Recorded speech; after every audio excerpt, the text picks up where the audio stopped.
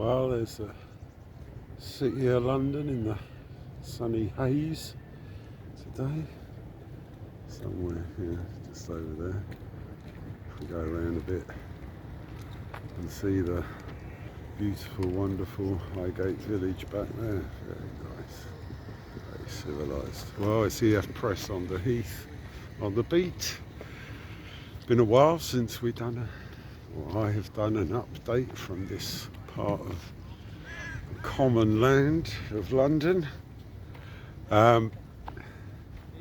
It's been quite a nail biter leading up to the 27th and 28th of October at the Royal Courts of Justice, where the US are appealing a perfectly reasonable decision on the grounds of his health to deny their extradition request. And this is something that we were very hopeful back in January. It might lead to somewhat easing of his conditions of confinement and isolation, but not. And unfortunately, despite the Huawei Executive, who's been now free to go home and to carry on her business from the Canadians' grasp, holding her for US extradition, and the DOJ under Jim Crow Joe decided that they will quietly drop the case against her if she admits some minor infraction of the illegal economic sanctions that the US wage upon many a country, including business with Iran. And not forgetting the UK's involvement, the conduit for these allegations being our very own Hong Kong and Shanghai Banking Corporation, one of the wealthiest banks in the universe, and no doubt working with the Chinese to make a few bucks. That's what they do.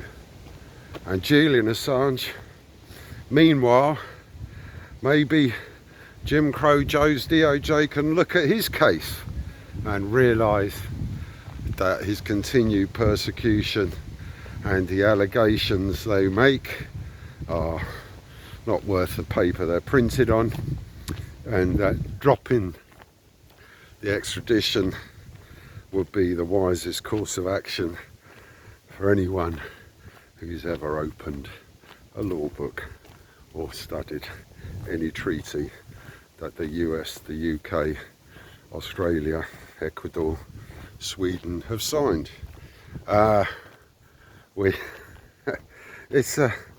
It's a shit show of show trials and judicial bias towards these American requests, and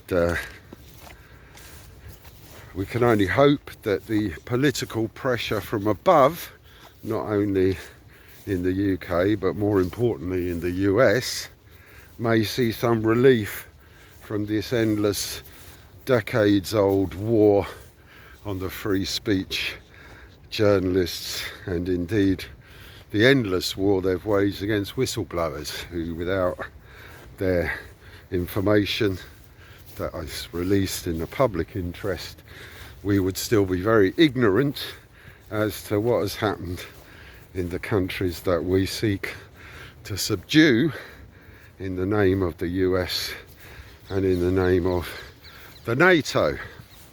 Well,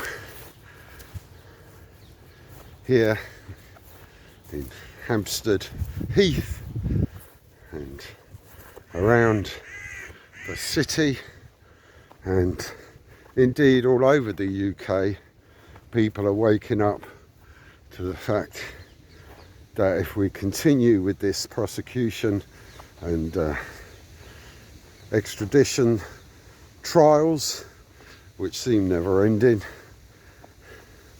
our right to know will be abolished, and any semblance semblance, tiny semblance of a free press will be gone forever.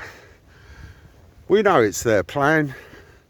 We know that they are definitely lining up other journalists, and you only have to look at the Scottish courts in the Craig Murray case to know that this bias is infectious and can only confirm what we suspected from the start, that there's going to be very little consideration of the actual legal and indeed the human rights of Australia's most famous journalist, Julian Assange.